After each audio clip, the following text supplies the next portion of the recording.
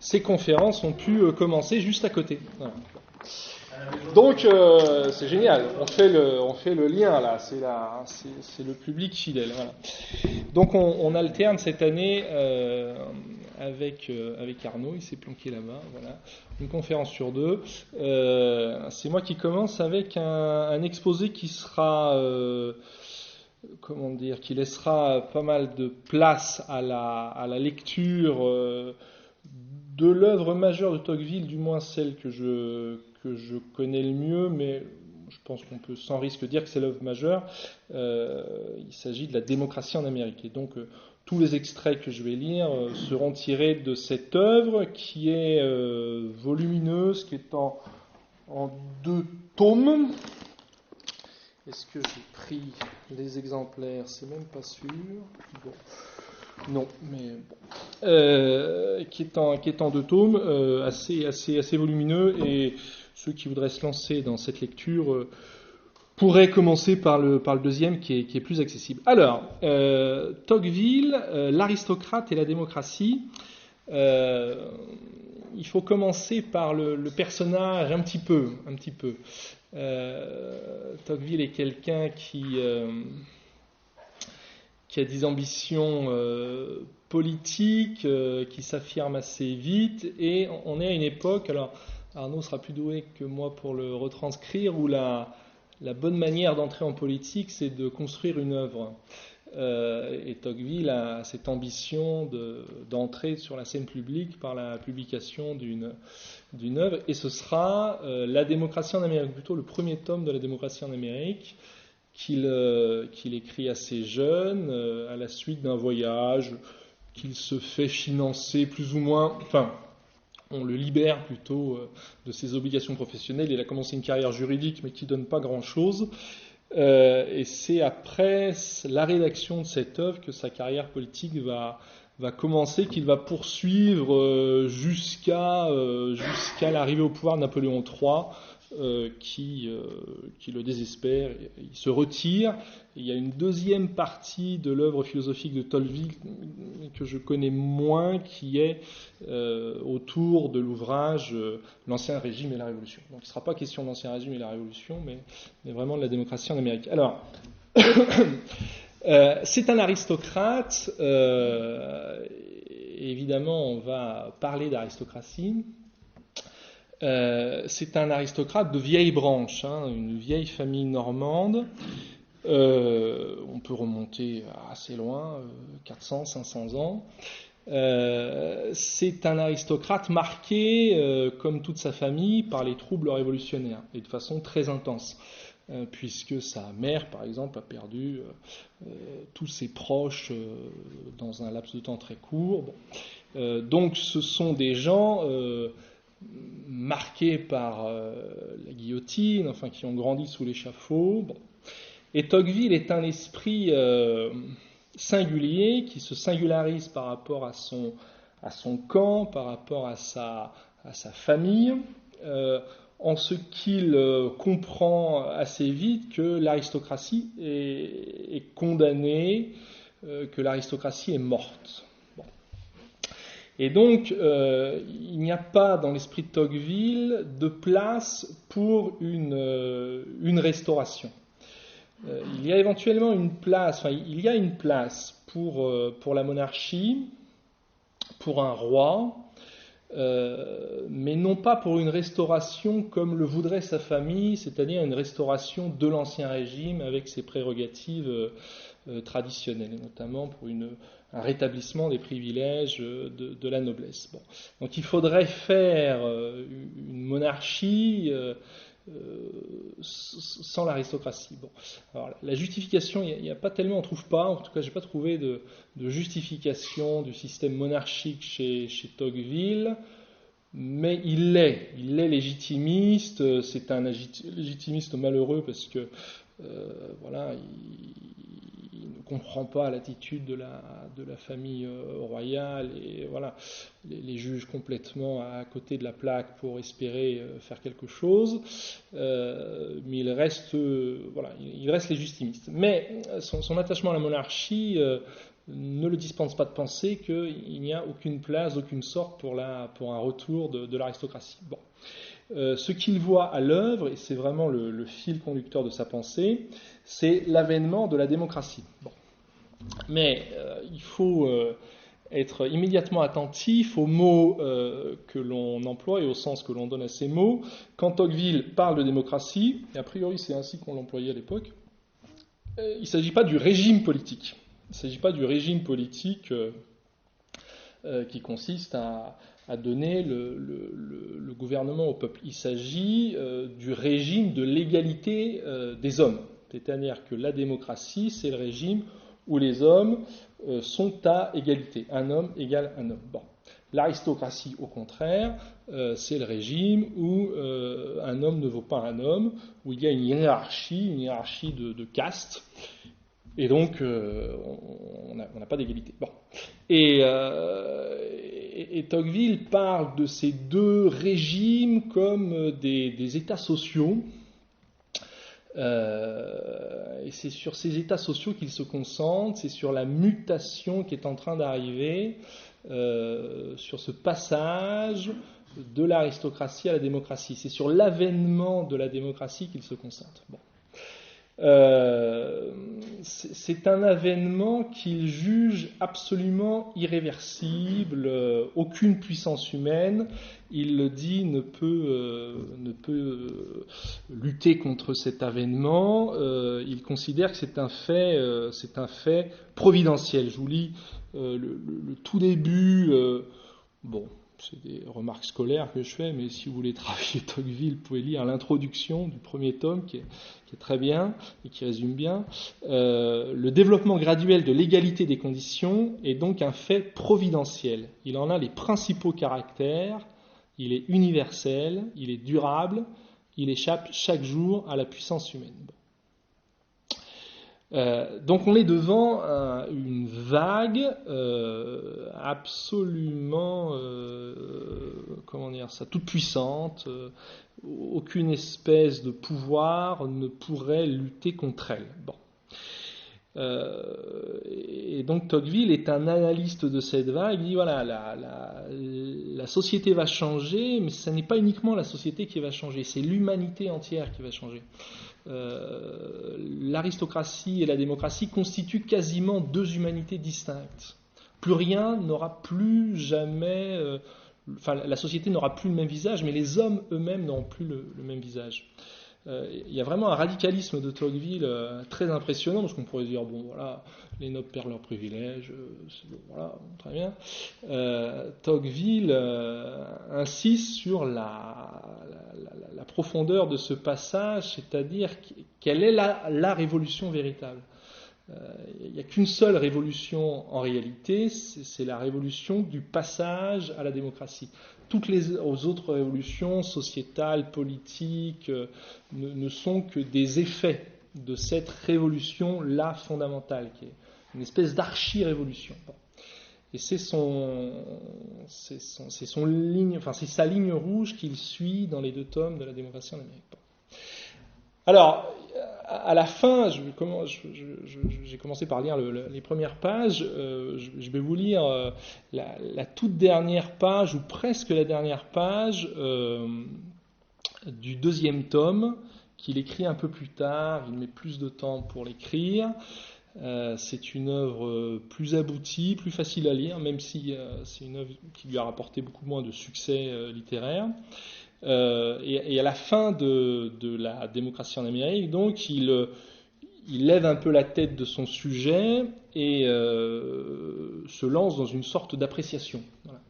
Moi, je suis un homme de l'aristocratie, j'ai connu ce monde-là de façon très intime, et je suis aussi très bien placé pour parler de la démocratie, parce que j'ai été voir, c'est le titre du livre, hein, la démocratie en Amérique, c'est-à-dire la démocratie... alors, c'est pas vraiment la démocratie à l'état de nature, mais c'est la démocratie sans rival. Voilà. Les États-Unis, c'est la démocratie qui s'épand librement, sans aucune espèce de lutte. Il n'y a pas d'aristocratie là-bas qui empêcherait la démocratie de se répandre. Donc, voilà. Donc c'est la démocratie à l'état sauvage, en tout cas qui se répand, voilà, sans obstacle. Bon.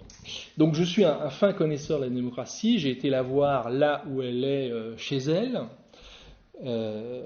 parce que les Américains sont des égaux, ils sont arrivés égaux sur le sol des États-Unis, ils sont arrivés pétris des idéaux d'égalité, ils sont arrivés aussi pétris des idéaux de démocratie au sens politique, là, de gouvernement de soi par soi. Donc voilà, je sais de quoi je parle. Et je donne quand même raison, enfin je donne mon amour va à l'aristocratie. C'est-à-dire que je peux regretter la société d'où je viens. Bon. Mais si je regrette la société d'où je viens, je reconnais en même temps, je paraphrase le texte puis je vous le lirai parce que Tocqueville était un très bon écrivain, donc c'est agréable à lire. Si je regrette la société d'où je viens, je reconnais en même temps que c'est un point de vue extrêmement limité et partiel. Et si je me hausse à un point de vue qui serait universel, alors je ne peux pas ne pas modifier mon jugement. Du point de vue d'un spectateur divin, du point de vue de Dieu, du point de vue de la providence, la démocratie est juste. Elle est le seul régime juste. Et donc, je trouve l'aristocratie belle, mais c'est la démocratie qui est bonne. Et il y a ce passage, je vais vous lire parce que je ne peux pas tellement rendre l'effet plus que ne le fait Tocqueville. Il y a ce passage j'ai mon point de vue, mais je considère le point de vue providentiel de ce Dieu qui ne peut pas ne pas vouloir la pleine réalisation de l'égalité. Alors, le Dieu de Tocqueville est déjà plus le Dieu parfaitement catholique, qui verse un peu dans un déisme qui est à la mode à l'époque aussi. Bon, je lis Tocqueville, alors il s'interroge sur, au fond, qu'est-ce qui résume la démocratie, enfin plutôt quel est le point saillant, et quelle est la chose qui marque le plus. Bon, et voilà ce qu'il dit. Presque tous les points saillants s'effacent pour faire place à quelque chose de moyen. Je promène mes regards sur cette foule innombrable, composée d'êtres pareils, où rien ne s'élève ni ne s'abaisse. Le spectacle de cette uniformité universelle m'attriste et me glace, et je suis tenté de regretter la société qui n'est plus. Je suis tenté de regretter la société qui n'est plus. Société aristocratique, voilà. Lorsque le monde était rempli d'hommes très grands et très petits, très riches et très pauvres, très savants et très ignorants, je détournais mes regards des seconds pour ne les attacher que sur les premiers, et ceci réjouissait ma vue. Mais je comprends que ce plaisir naissait de ma faiblesse. C'est parce que je ne puis voir en même temps tout ce qui m'environne qu'il m'est permis de choisir ainsi et de mettre à part parmi tant d'objets ceux qu'il me plaît de contempler. Il n'en est pas de même de l'être tout-puissant et éternel. L'être tout-puissant et éternel, un peu de déisme, dont l'œil enveloppe nécessairement l'ensemble des choses et qui voit distinctement, bien qu'à la fois tout le genre humain et chaque homme. Il est naturel de croire que ce qui satisfait le plus les regards de ce créateur et de ce conservateur des hommes, ce n'est point la prospérité singulière de quelques-uns, mais le plus grand bien-être de tous. Ce qui me semble une décadence est donc à ses yeux un progrès. Ce qui me blesse lui agrée. L'égalité est moins élevée peut-être, mais elle est plus juste. Et sa justice fait sa grandeur et sa beauté. Je m'efforce de pénétrer dans ce point de vue de Dieu, et c'est là que je cherche à considérer et à juger les choses humaines. Alors,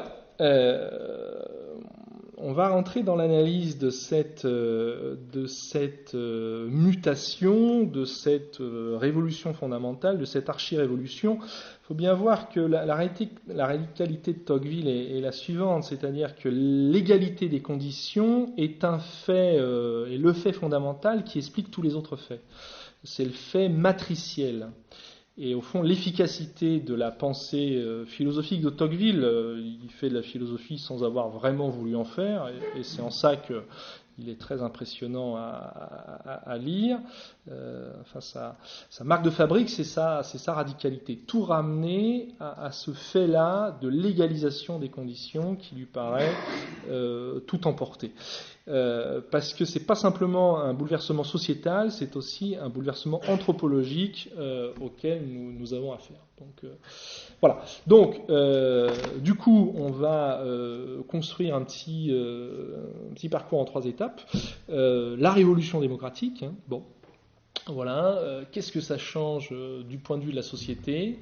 Donc on va s'informer un peu de ce que c'est qu'une société aristocratique, de ce que c'est qu'une société démocratique, qu'est-ce que ça change.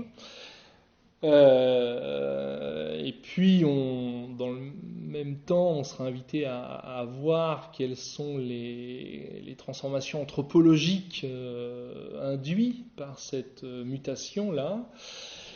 Dans un deuxième moment, on sera plus court, on s'intéressera au péril politique, parce que Tocqueville insiste là-dessus ô combien, c'est-à-dire que la démocratie est inévitable, inéluctable, et elle induit des mots nouveaux. Et à ces mots, il faut se préparer.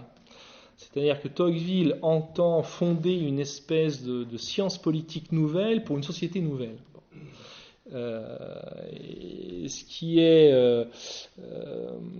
remarquable dans son travail auprès des Américains, c'est qu'il dit les Américains sont admirables en bien des points parce que eux disposent des remèdes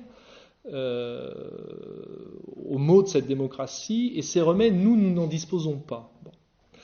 Et donc, il y a un grand intérêt à aller voir du côté des États-Unis. Non seulement parce qu'on ne va pas voir les États-Unis pour se mettre au courant de ce qu'était l'origine d'une société, mais vraiment l'avenir de nos sociétés. Hein, on ne va pas aux États-Unis pour voir quel était le commencement des sociétés européennes, mais quel est l'avenir de la société européenne, c'est-à-dire cette démocratie envahissante. Et on peut se tourner vers les États-Unis pour voir les remèdes qu'ils ont presque sous la main immédiatement aux mots nouveaux qu'engendre la démocratie, mots que ne connaissait pas l'aristocratie, qui en avait d'autres, mais les mots qu'engendre la démocratie sont nouveaux. Voilà. Et puis donc le péril politique, alors le péril majeur, je dévoile un peu mes cartes, mais pour vous donner un peu envie de suivre, de ne pas vous endormir, je dévoile un peu mes cartes. Le péril majeur de la démocratie, c'est le despotisme.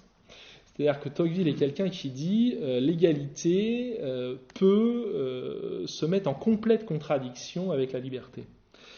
Et tout le combat politique de Tocqueville est vraiment fidèle jusqu'au bout. C'est un combat pour la liberté. C'est vraiment un penseur de la liberté. Et donc c'est quelqu'un qui va nous avertir que l'égalité pourrait se mettre en pleine contradiction avec la liberté et engendrer ce qu'il appelle un despotisme nouveau. Voilà. Bon. Et on lira la page la plus célèbre de Tocqueville, que vous avez tous entendu, qui décrit ce despotisme nouveau. Bon, voilà. Et puis enfin, on fera un dernier point, mais j'espère pas abuser de votre temps, mais voilà, j'ai pas de monde, donc tant pis pour vous, je ne verrai pas, sur les ressources de la religion. Ressources de la religion, parce que Tocqueville a un rapport à la religion assez complexe, éduqué dans la foi catholique, mais ayant perdu la foi, du moins c'est ce qu'il annonce, mais se revendiquant du camp des catholiques. Voilà. Donc, évidemment, personne n'ignore que la religion aux États-Unis joue un rôle absolument fondamental. Et Tocqueville a bien des choses intéressantes à dire sur sur l'égalité, liberté et religion. Voilà. Alors commençons par la révolution démocratique. Là, je disais que l'égalité des conditions transforme tout, change tout, bouleverse tout. Sur le plan sociétal, elle engendre, alors il faudra le montrer, hein, elle engendre ce que Tocqueville appelle, c'est peut-être pas lui qui invente le mot, l'individualisme. C'est-à-dire que la révolution démocratique délite la société. Elle la défait, elle la met en miettes. Elle annonce la société des particules élémentaires, comme dirait l'ami Welbeck. Elle délite la société. Et ça, c'est pas un, comment dire ça, ça n'est pas lié à un vice des individus, mais vraiment c'est une structure, c'est la structure sociale qui est en cause. Bon. Alors, pourquoi, qu'est-ce qui justifie cette idée d'une précipitation de la société démocratique vers l'individualisme? C'est là. Et qu'est-ce que ça veut dire précisément que le terme d'individualisme? Tocqueville le définit, donc on a de la chance. Il dit l'individu, victime d'individualisme, si je puis dire, c'est l'individu qui, se rapportant à lui-même, ne se rapporte qu'à lui-même. Se rapportant à lui-même, se rapporte uniquement à lui-même et éventuellement à sa famille et éventuellement à quelques amis. Bon. Donc c'est un individu absolument replié sur lui-même. Bon. Au contraire, l'aristocrate, se rapportant à lui-même, se rapporte à sa famille au sens large, à son inscription familiale, c'est-à-dire à la lignée de ses aïeux et à la lignée de ses descendants. Bon. Non seulement il se rapporte à sa famille, mais il se rapporte aussi à sa caste. Donc l'individu d'une aristocratie apparaît immédiatement comme membre d'un corps, au sens que l'individu n'existe pas. Ce qui existe, c'est le corps.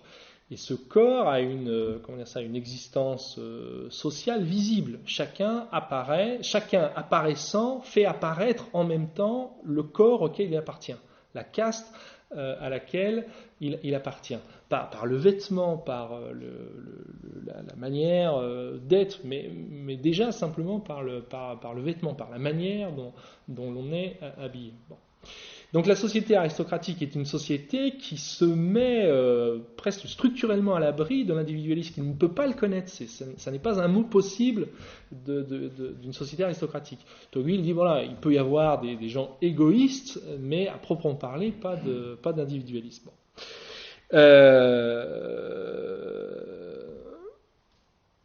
Un peu de lecture. On va développer un peu, on fera la lecture après. Je disais, bon, on peut même penser que le concept d'individu n'a pas de sens au sein d'une société aristocratique, parce qu'une société aristocratique ne prend pas le temps, ne prend pas la peine, n'a pas le désir d'aller juger l'individu selon sa valeur. Elle le juge selon son appartenance, elle le classe selon son appartenance. Vous êtes de bonne extraction ou vous êtes de mauvaise extraction. Vous êtes noble ou vous êtes paysan. Et on n'attend pas la même chose de vous. On attend beaucoup d'un homme haut placé, un peu moins d'un homme moins bien placé.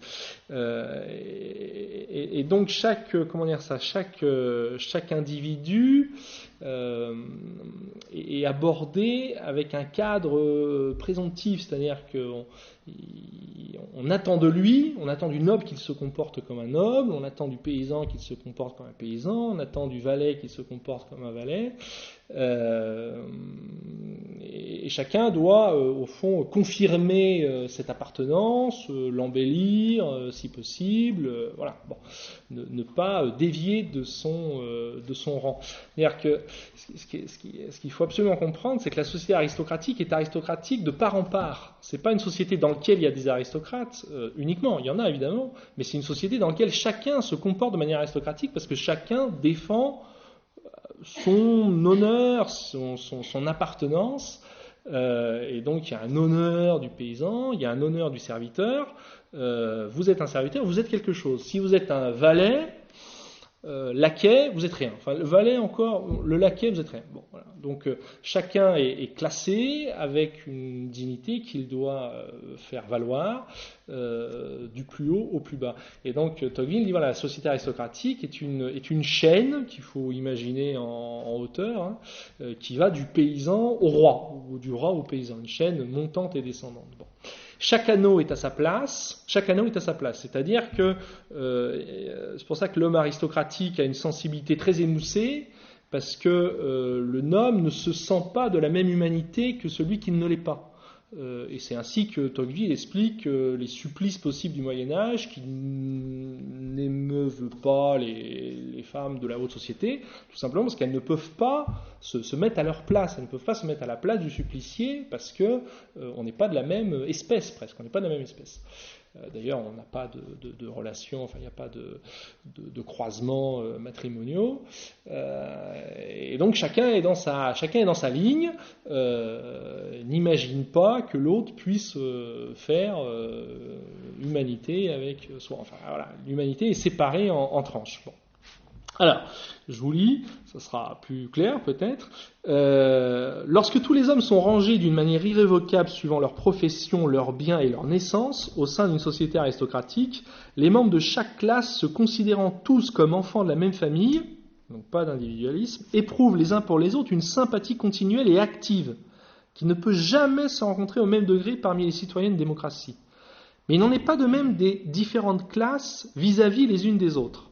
Chez un peuple aristocratique, chaque caste a ses opinions, ses sentiments, ses droits, ses mœurs, son existence à part. Ainsi, les hommes qui la composent ne ressemblent point à tous les autres, Ils n'ont point la même manière de penser ni de sentir, et c'est à peine s'ils croient faire partie de la même humanité. Bon. Voilà, donc ça c'est la société aristocratique, une société très étagée, sans échelle entre ses étages, où se côtoient des humanités distinctes. Mais Tocqueville insiste, et d'ailleurs davantage, sur le fait que cette société de caste, il utilise le terme, est en même temps une société dans laquelle il y a du lien. C'est-à-dire que les anneaux sont attachés les uns aux autres. C'est-à-dire que la chaîne est une chaîne qui signifie le lien social. Alors, c'est évidemment moins intuitif, mais Tocqueville tente de le démontrer en analysant les rapports, par exemple, entre les serviteurs et les maîtres. Et il dit, voilà, le serviteur apparaît comme un prolongement du maître. Le maître a de l'affection pour son serviteur. Il a des obligations envers lui. Et le serviteur se glorifie d'être le serviteur de ce maître. Donc c'est une chaîne dans laquelle les anneaux, certes, se tiennent à leur place, mais dans laquelle il y a du lien. Voilà. C'est ce qu'il dit là, ces mêmes institutions aristocratiques qui avaient rendu si différents les êtres d'une même espèce, au point qu'on n'imagine pas un croisement de ces espèces, les avaient cependant unis, enfin de croisant en tout cas légitime, les avaient cependant unis les uns aux autres par un lien politique fort étroit. Quoique le cerf ne s'intéressât pas naturellement au sort des nobles, il ne s'en croyait pas moins obligé de se dévouer pour celui d'entre eux qui était son chef.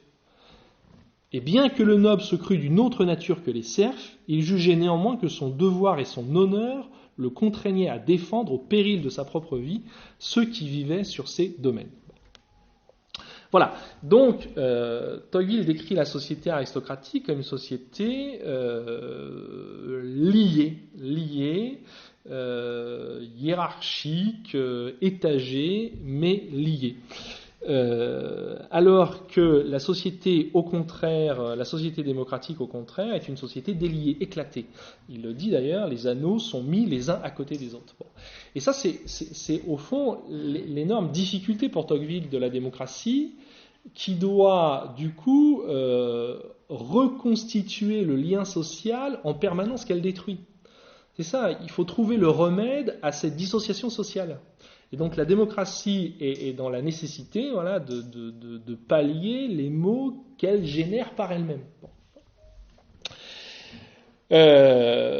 Parce que il y a à présent de l'indifférence entre le maître et le serviteur, de l'indifférence parce que chacun est à égalité, en réalité, ils sont unis par des rapports contractuels, et une fois le contrat clos, il n'y a plus de rapport, donc il y a de la différence, mais davantage que ça, il y a une guerre sourde. en réalité entre les hommes. C'est-à-dire que la société que décrit Hobbes là, dans le Léviathan, de la guerre de tous contre tous, ressemble à ces sociétés démocratiques dans la mesure où, à présent, celui qui est en haut peut craindre de descendre et celui qui est en bas aspire à monter. Et donc, il y a une espèce de grand charivari de cette société où les places sont mouvantes et où les hommes se méfient les uns les autres. Je vous lis le passage. Lorsque c'est la naissance seule, et ça va évidemment introduire à un autre thème sur lequel insiste, qui est le matérialisme de la société démocratique. Bon. Lorsque c'est la naissance seule, indépendamment de la richesse qui classe les hommes, chacun sait précisément le point qu'il occupe dans l'échelle sociale. Il ne cherche pas à monter et ne craint pas de descendre. Dans une société ainsi organisée, les hommes des différentes castes communiquent peu les uns avec les autres, mais lorsque le hasard les met en contact, ils s'abordent volontiers. Donc il y a du lien. Quant à l'aristocratie de naissance succède l'aristocratie d'argent, il n'en est plus de même. Les privilèges de quelques-uns sont encore très grands, mais la possibilité de les acquérir est ouverte à tous. D'où il suit que ceux qui les possèdent sont préoccupés sans cesse par la crainte de les perdre, et ceux qui ne les ont pas encore veulent à tout prix les posséder, ou s'ils ne peuvent y réussir, le paraître, ce qui n'est point impossible. Vous pouvez ne pas être riche, mais faire semblant de l'être. Comme la valeur sociale des hommes n'est plus fixée d'une manière ostensible et permanente par le sang, et qu'elle varie à l'infini suivant la richesse, les rangs existent toujours, mais on ne voit plus clairement et du premier coup d'œil ceux qui les occupent. Il s'établit aussitôt une guerre sourde entre tous les citoyens. Les uns s'efforcent par mille artifices de pénétrer en réalité ou en apparence parmi ceux qui sont au-dessus d'eux. Les autres combattent sans cesse pour repousser ces usurpateurs de leurs droits. Ou plutôt, le même homme fait les deux choses. Et tandis qu'il cherche à s'introduire dans la sphère supérieure, il lutte sans relâche contre l'effort qui vient d'en bas. Voilà, donc c'est ce fait-là massif qu'il faut prendre en compte, non pas pour espérer naïvement une sorte de rétablissement d'une aristocratie éternelle, mais pour se soucier des remèdes possibles à ces maux nouveaux. Et c'est là où Tocqueville lorgne du côté des États-Unis, et on verra que la religion a son rôle à jouer, parce qu'il dit les États-Unis, les Américains ont un art que nous n'avons pas, ils ont l'art de l'association, ils maîtrisent l'art de l'association. Et c'est dans les associations, pas simplement les associations politiques, mais toutes les sortes d'associations, et aussi, et peut-être surtout les associations religieuses, que Tocqueville voit l'une des parades possibles de cet individualisme. Bon. Voilà. J'accélère un peu pour dire quelques mots de la mutation anthropologique, puisqu'il y en a déjà une que vous avez entrevue, qu'on a entrevue ensemble, le matérialisme. C'est-à-dire que l'homme démocratique devient, et Tocqueville le décrit, obsédé par le bien-être matériel, obsédé par la quête d'argent, ce qui n'était pas le cas alors Tocqueville en parle, il le dit, on parle de près, il est certain de ce qu'il avance, même si ça peut nous paraître surprenant, exotique, on se dit peut-être qu'il exagère, mais il faut prendre Tocqueville au sérieux. Tocqueville dit que ça n'était pas le cas des sociétés aristocratiques. Le noble a de l'argent, ne cherche pas à en acquérir, il le possède, il est tranquillement assis sur sa fortune, le roturier ou le paysan n'en a pas et ne cherche pas à en acquérir, ne s'imagine pas une seconde pouvoir occuper la place qu'occupe le noble. Et donc ce sentiment, ce double sentiment de crainte et d'envie n'existe pas. Alors que la société américaine donne au contraire, disons que ces passions-là semblent structurer de part en part la société américaine. La passion pour le bien-être et la passion inhérente au peuple américain, passion qui n'est pas en vigueur en Europe. Je lis Tocqueville, dans les sociétés aristocratiques, les riches, n'ayant jamais connu un état différent du leur, ne redoutent point d'en changer. à peine s'ils en imaginent un autre. Le bien-être matériel n'est donc point pour eux le but de la vie, c'est une manière de vivre. Ils le considèrent en quelque sorte comme l'existence et en jouissent sans y songer. Le goût naturel et instinctif que tous les hommes ressentent pour le bien-être étant ainsi satisfait sans peine et sans crainte, leur âme se porte ailleurs. C'est ça le matérialisme, c'est cette obsession qui occupe toute l'âme. C'est pas simplement de penser à l'élévation de sa fortune, c'est le fait que ça envahit tout. Leur âme se porte ailleurs et s'attache à quelques entreprises plus difficiles, plus grandes. Ça, c'est dans l'aristocratie, qui l'anime et l'entraîne. C'est ainsi qu'au sein même des jouissances matérielles, les membres d'une aristocratie font souvent voir un mépris orgueilleux pour ces mêmes jouissances et trouvent des forces singulières quand il faut enfin s'en priver. Et au contraire, voilà ce que dit Tocqueville des États-Unis, je n'ai pas rencontré en Amérique de si pauvres citoyens qui ne jetât un regard d'espérance et d'envie sur les jouissances des riches, et dont l'imagination ne se saisit à l'avance des biens que le sort s'obstinait à lui refuser. D'un autre côté, je n'ai jamais aperçu chez les riches des États-Unis ce superbe dédain pour le bien-être matériel qui se montre quelquefois jusque dans les seins des aristocraties les plus opulentes et les plus dissolues. Voilà, donc matérialisme des peuples démocratiques qui semble être là aussi un effet de structure, non pas un vice inhérent à la nature humaine, mais un effet de la structure sociale.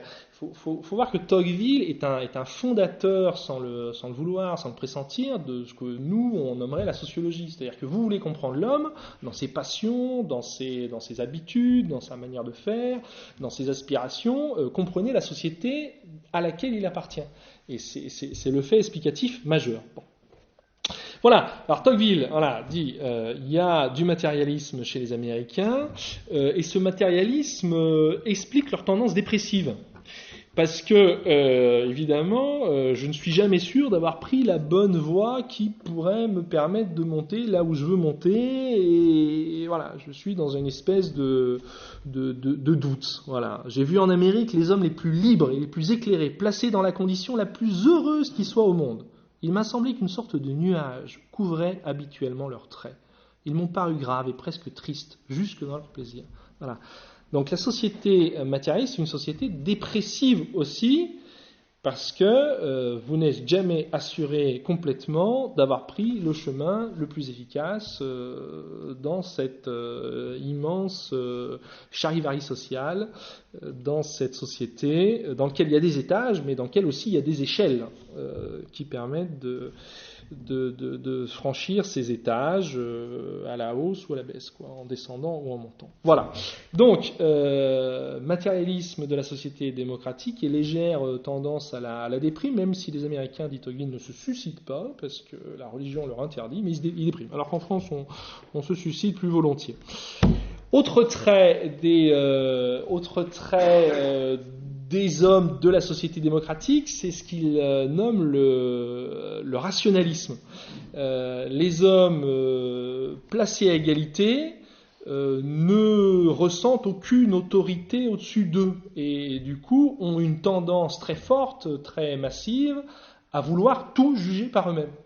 Et donc le rationalisme n'est pas une invention de la philosophie française du XVIIe siècle, mais l'effet, là encore, d'un renversement social considérable, qui est l'avènement de l'égalisation des conditions, l'avènement de la démocratie. Donc du coup, chacun veut penser par soi-même et n'aspire qu'à juger par son propre jugement. Mais Tocqueville dit, en réalité, c'est réversible et même il y a une sorte d'illusion, dans la mesure où chacun, se jugeant extrêmement faible pour juger tout, extrêmement incompétent pour juger tout, se soumet naturellement et presque mécaniquement au jugement du public. Et Tocqueville a des pages impressionnantes sur la soumission de l'ensemble des Américains à la puissance de la majorité, à ce qu'on appelle maintenant, mais qu'il appelait déjà l'opinion publique ou le pouvoir social. Bon. Une sorte de moutonisme incroyable dans l'exercice de l'intelligence et de la pensée. C'est-à-dire que Tocqueville dit, je vais paraphraser pour ne pas user trop votre patience, Tocqueville dit, voilà, l'Inquisition n'a pas pu empêcher qu'il circule en Espagne et en France des livres tout à fait hostiles au pouvoir ou à la religion, mais aux États-Unis, ils n'ont même pas l'idée de naître. Enfin, aux États-Unis, ça n'est même pas envisageable de se mettre en distance intellectuelle par rapport à l'opinion majoritaire. Chacun rentre dans le rang. Lorsque l'opinion n'est pas fixée, ça discute encore, et dès que l'opinion est fixée, chacun rentre dans le rang au prix d'une opprobre qui est tellement insupportable que personne n'ose franchir le pas sous peine de mort sociale. Bon. Et Tocqueville conclut, alors pour le coup les Américains sont moins admirables, hein, je ne connais pas de pays où il règne en général moins d'indépendance d'esprit et de véritable liberté de discussion qu'en Amérique. Voilà. Et donc il voit venir une espèce de puissance d'une opinion publique capable de formater les intelligences de manière absolument totale, en dispensant les hommes de pensée, ou plutôt en leur fournissant des espèces de prépensées qui leur épargnent toute réflexion,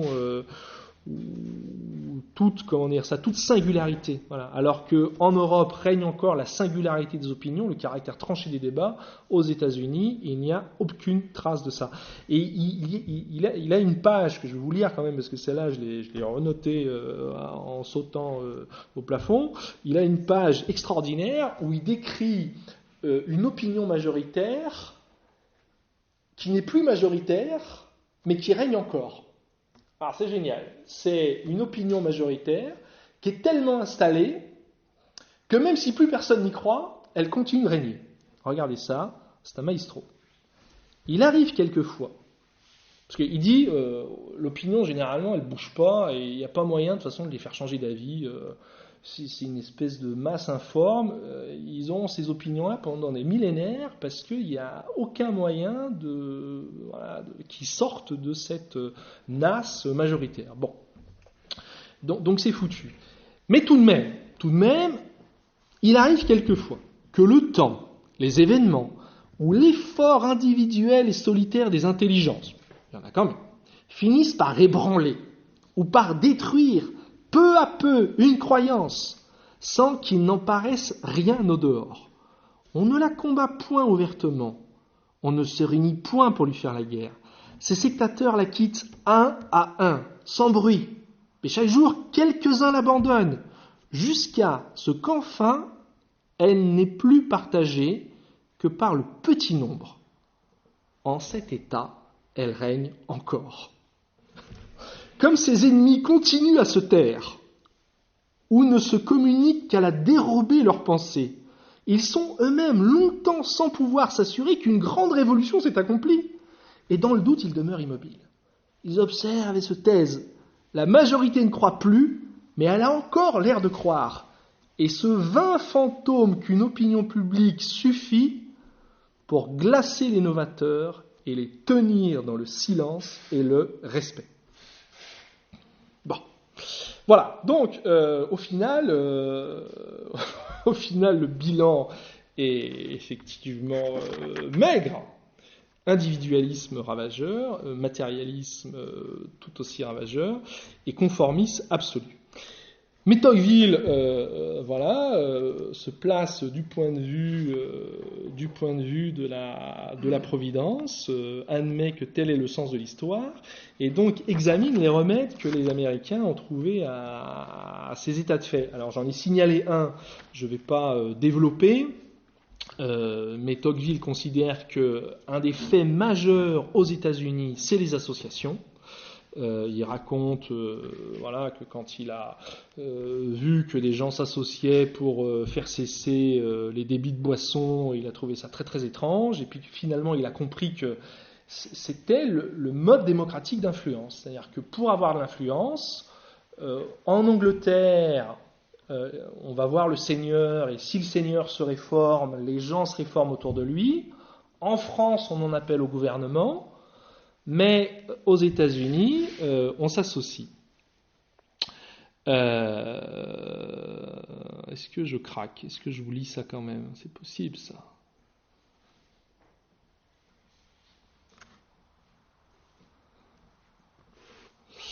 Ouais, allez, je coupe un peu quand même.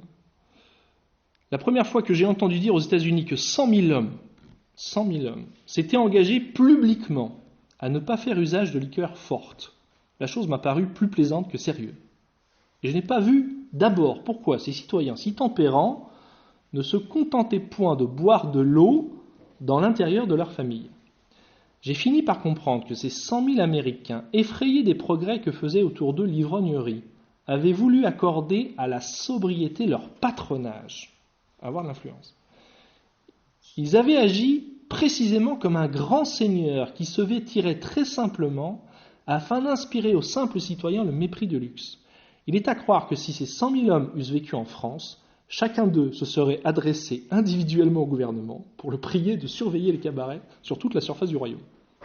Il n'y a rien, suivant moi, qui mérite plus d'attirer nos regards que les associations intellectuelles et morales de l'Amérique.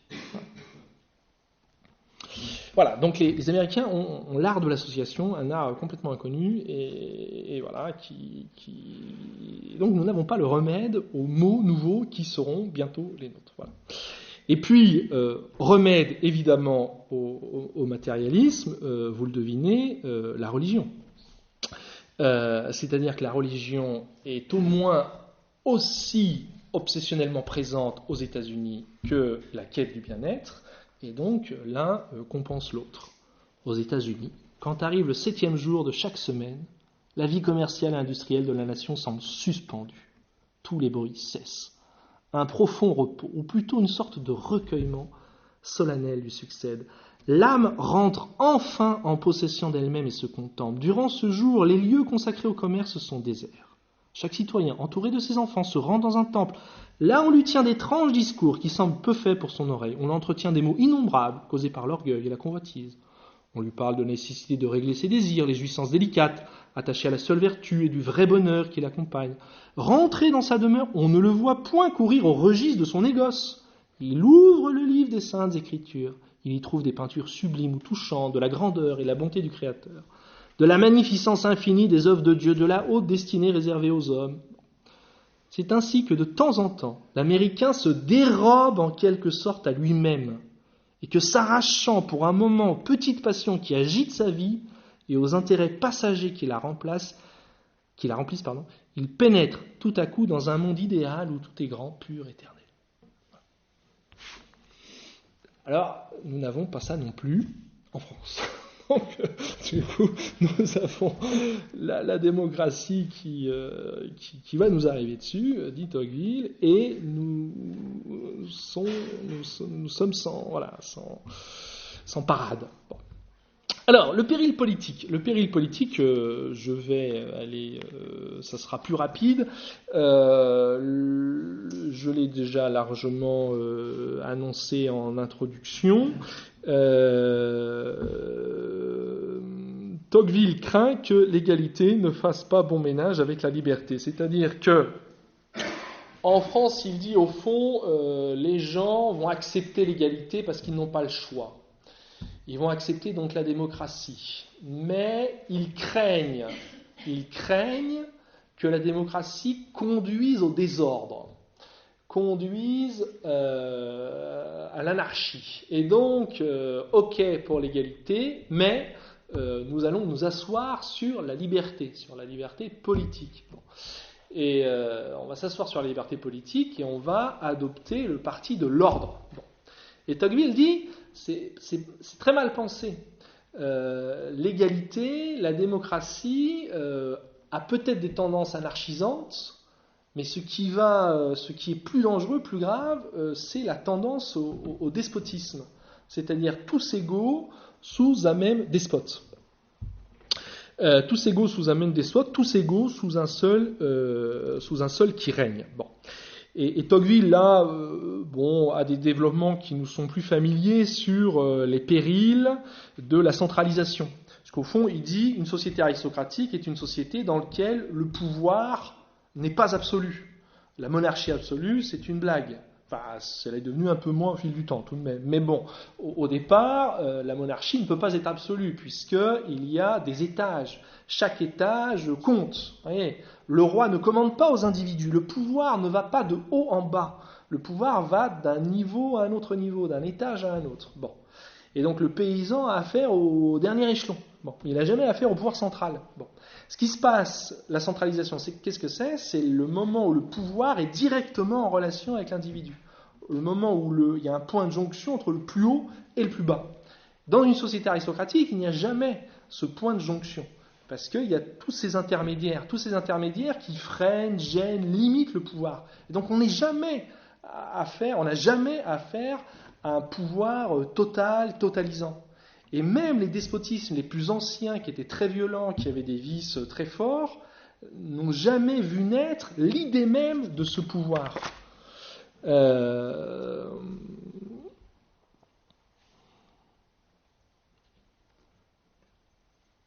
Tandis que le vieil état social de l'Europe, c'est-à-dire l'état de l'aristocratie qui a des prérogatives politiques, qui joue des rôles d'intermédiaire, de contre-feu, bon voilà.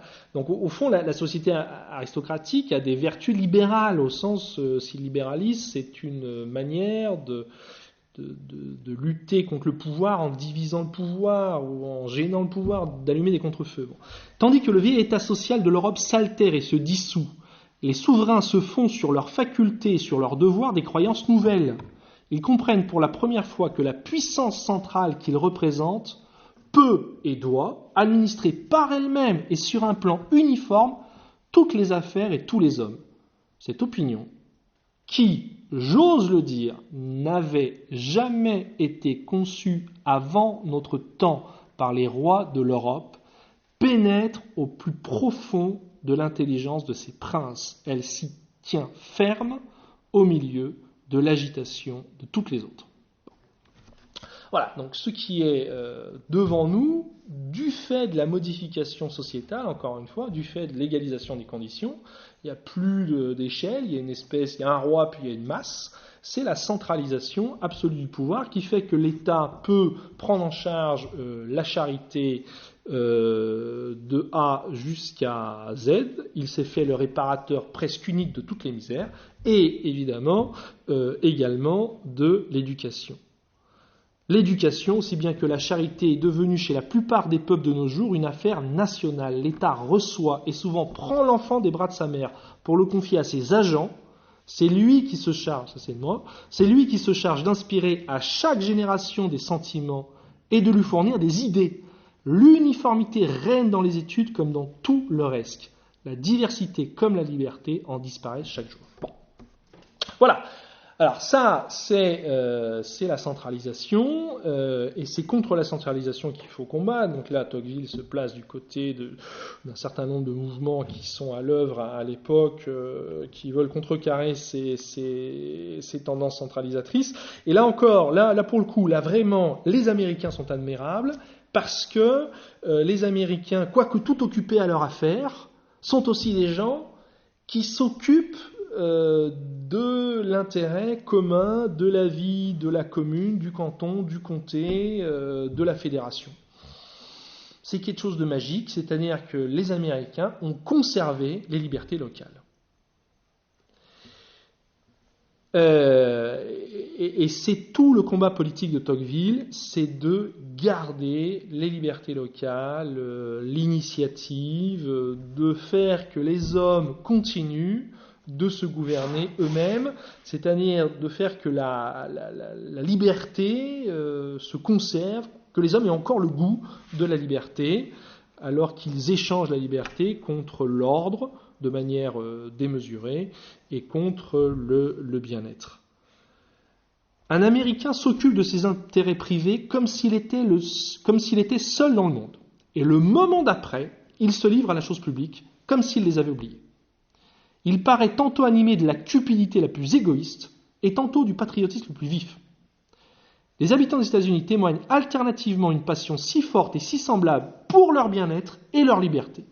qu'il est à croire que ces passions s'unissent et se confondent dans quelque endroit de leur âme. Les Américains voient en effet dans leur liberté le meilleur instrument et la plus grande garantie de leur bien-être. Ils aiment ces deux choses l'une par l'autre. Voilà, donc ça, c'est les États-Unis, et Tocqueville rêverait de cela en France, c'est-à-dire qu'il défend un pouvoir parlementaire fort, il défend un pouvoir communal, cantonal fort, ce qui, personnellement, voilà, il se réinstalle sur ses terres, il découvre que l'aristocratie n'a pas perdu de son influence, et donc il œuvre pour être élu. D'ailleurs, il est élu, et très bien élu, tout au long de sa carrière politique. Voilà. Donc, il est temps quand même, oui, quand même, allons, de lire cette page ô combien célèbre de Tocqueville, un peu déprimante, qui n'est pas ma page préférée, mais c'est quand même celle qui est dans toutes les têtes, et qui est effectivement prophétique. Tocqueville est prophète parfois en politique. Il annonce, alors il ne peut pas supporter Napoléon III, il annonce la défaite de Napoléon III, enfin plutôt le renversement de Napoléon III à la suite de la guerre, voilà, et bien avant que Napoléon III se lance dans des opérations guerrières. Et là, on a l'impression d'un texte écrit dans une sorte de transe prophétique, quelque chose qui dépasse la raison humaine. On se dit, bon, alors il y a des choses que j'aurais pu écrire quand même, hein, mais ça, bon, on voit pas comment c'est possible. Et donc Tocqueville, là, cherche un despotisme nouveau, moderne, qui n'a rien à voir avec le despotisme ancien de cet État centralisateur total. Regardez ça, c'est des révisions. Je veux imaginer sous quel trait nouveau le despotisme pourrait se produire dans le monde. Je vois une foule innombrable d'hommes semblables et égaux qui tournent sans repos sur eux-mêmes pour se procurer de petits et vulgaires plaisirs dont ils emplissent leur âme. Chacun d'eux, retiré à l'écart, est comme étranger à la destinée de tous les autres. Ses enfants et ses amis particuliers forment pour lui toute l'espèce humaine. Quant au demeurant de ses concitoyens, il est à côté d'eux mais il ne les voit pas. Il les touche et ne les sent point. Il n'existe qu'en lui-même et pour lui seul, et s'il reste encore une famille, on peut dire du moins qu'il n'a plus de patrie. Au-dessus de cela s'élève un pouvoir immense et tutélaire, qui se charge seul d'assurer leur jouissance et de veiller sur leur sort. Il est absolu, détaillé, régulier, prévoyant et doux. Il ressemblerait à la puissance paternelle si, comme elle, il avait pour objet de préparer les hommes à l'âge viril, mais il ne cherche, au contraire, qu'à les fixer irrévocablement dans l'enfance. Il aime que les citoyens se réjouissent, pourvu qu'ils ne songent qu'à se réjouir. Il travaille volontiers à leur bonheur, mais il veut en être l'unique agent et le seul arbitre.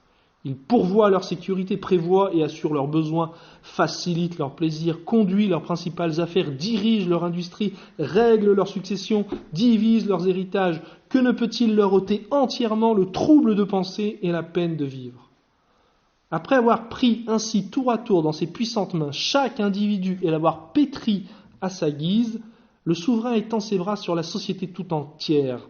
Il en couvre la surface d'un réseau de petites règles compliquées, minutieuses et uniformes, à travers lesquelles les esprits les plus originaux et les âmes les plus vigoureuses ne sauraient se faire jour pour dépasser la foule. Il ne brise pas les volontés, mais il les amollit, il les plie, il les dirige.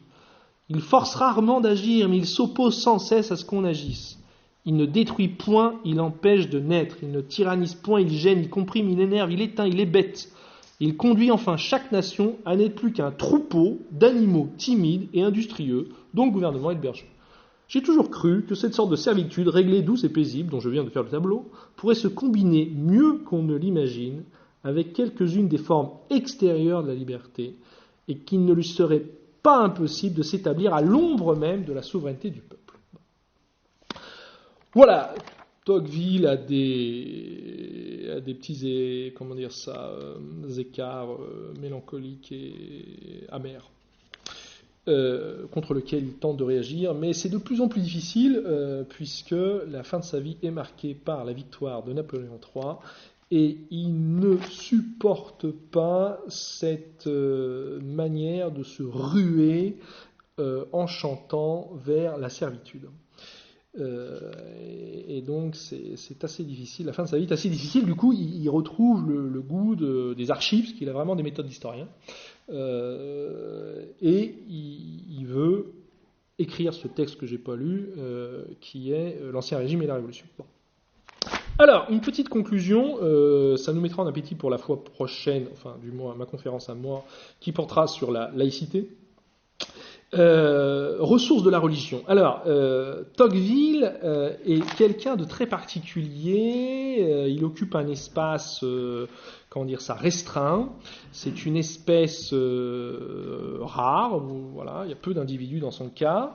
C'est un catholique, même si il a pris très intérieurement, très intimement ses distances spirituelles, mystiques avec le catholicisme, mais il en souffre toujours. Hein, toujours quelqu'un qui dit qu'est-ce que j'aimerais avoir à la foi que je n'ai pas. Bon.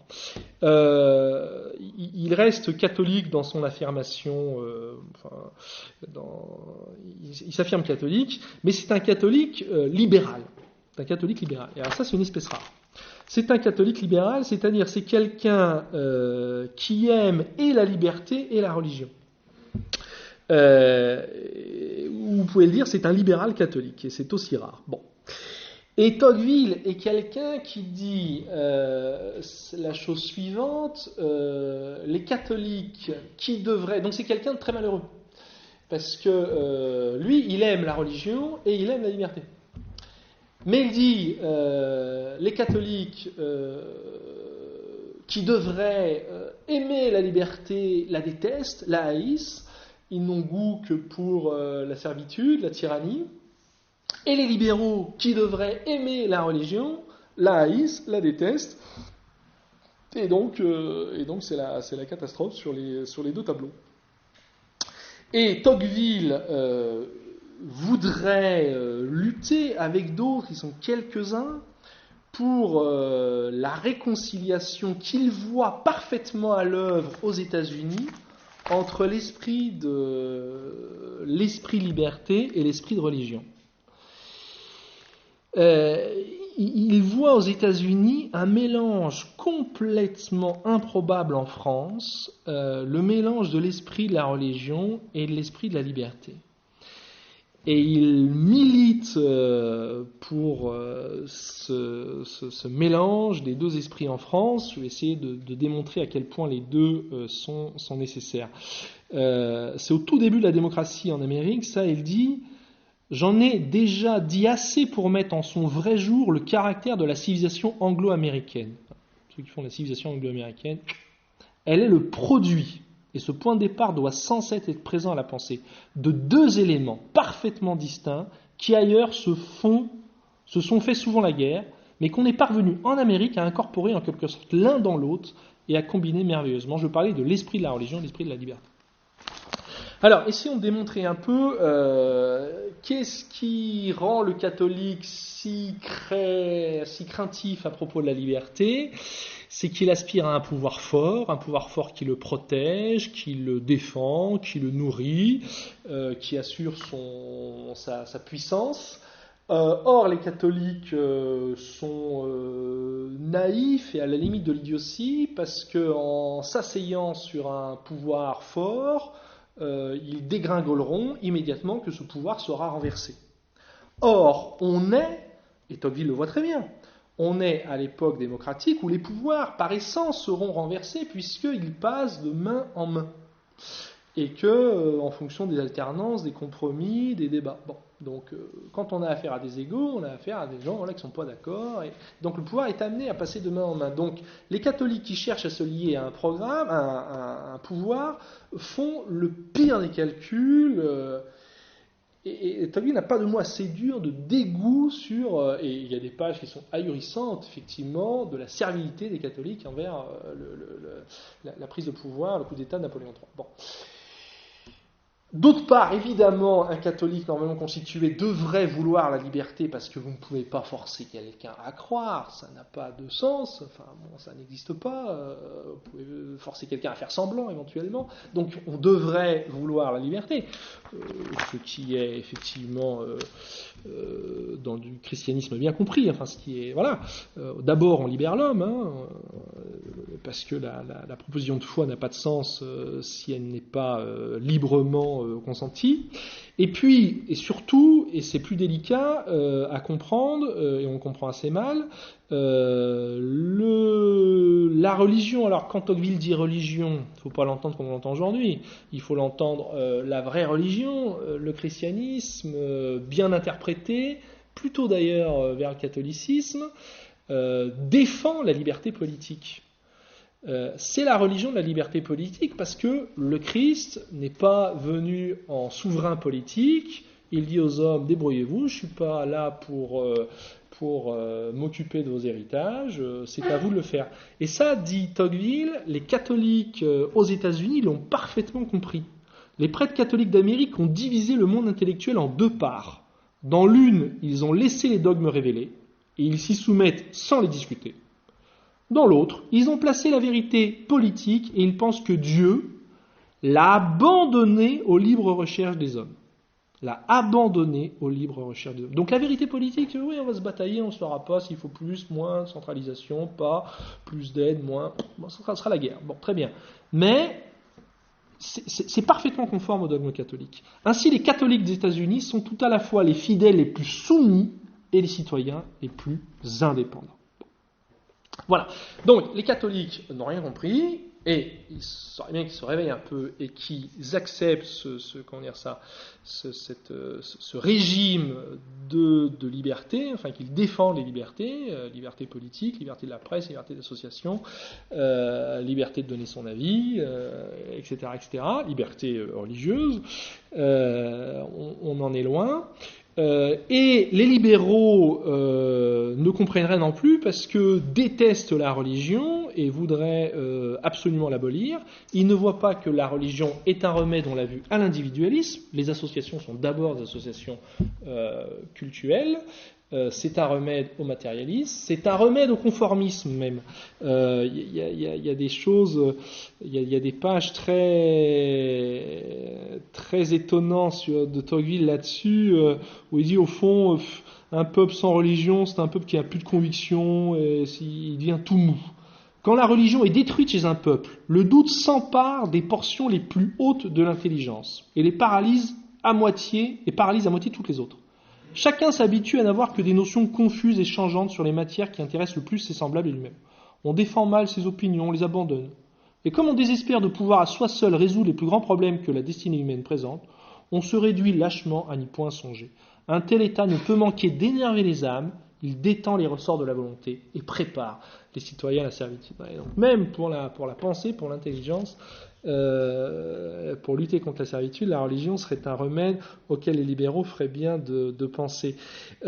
Et surtout, là encore, il y a plus important, c'est que les libertés sont très bonnes, les libertés de débattre, liberté parlementaire, liberté de se combattre, de chercher des compromis ensemble sont très bonnes, c'est-à-dire qu'on peut se gouverner démocratiquement dans une démocratie, dans un État social-démocrate, on peut se gouverner démocratiquement et c'est tant mieux, parce qu'au fond, le vrai remède à l'égalité, c'est la liberté politique, mais pour discuter, il faut ne point être d'accord, mais on ne peut pas être point d'accord sur tout. C'est-à-dire que les hommes peuvent avoir des désaccords, mais ils ne peuvent pas avoir des désaccords sur tout. C'est-à-dire qu'il faut s'entendre sur quelques prémices qui seront la condition de possibilité de conclusions divergentes, si vous voulez.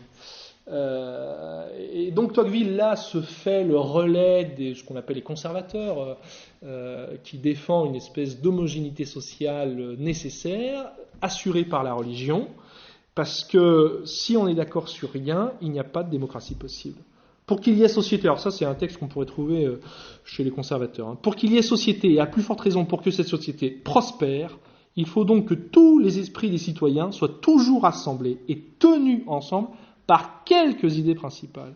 Et cela ne saurait être, à moins que chacun d'eux ne vienne quelquefois puiser ses opinions à une même source et ne consente à recevoir un certain nombre de croyances toutes faites.